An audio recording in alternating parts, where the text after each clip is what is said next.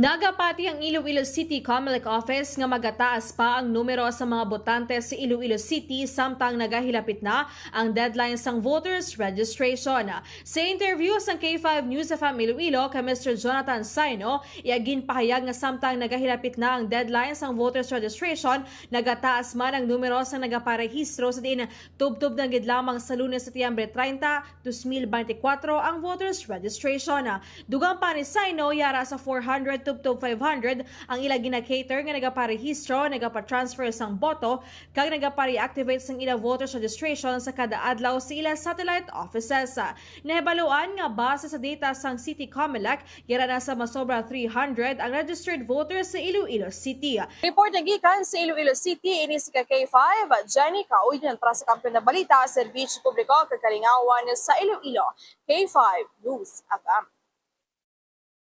Ang ining balita ang ginadulong sa inyo sang DTX Coffee Mix. Himo sa natural nga sangka pareho sang amarkuso, chia seeds, sugared cane extract powder. DTX Coffee Mix. Nakakapi ka na, naka-detox ka pa. DTX Coffee Mix. Mabakal sa mga butika.